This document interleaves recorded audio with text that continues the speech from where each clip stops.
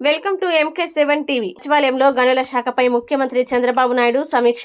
రాష్ట్రంలో అమలవుతున్న ఉచిత ఇసుక విధానంపై సమీక్షలో చర్చ. హాజరైన మంత్రి కొల్లు రవీంద్ర, ఆ శాఖ ఉన్నతాధికారులు ముఖేష్ కుమార్ మీనా, ప్రవీణ్ కుమార్, ఆర్టీజీ అధికారులు 2025-26 ఆర్థిక సంవత్సరానికి గనుల శాఖ ద్వారా 3,320 కోట్ల ఆదాయ ఆర్జన లక్ష్యంగా పెట్టుకున్నట్టు వివరించిన అధికారులు, ప్రభుత్వం తీసుకున్న చర్యల కారణంగా గతం కంటే 34% మేర అదనంగా గనుల శాఖ నుంచి ఆదాయం వస్తుందని సీఎంకి తెలిపిన అధికారులు, మాంగనీస్ లాంటి మేజర్ ఖనిజాల ఉత్పత్తిలో 72%కి పైగా అదనపు ఆదాయం వస్తుందని స్పష్టం.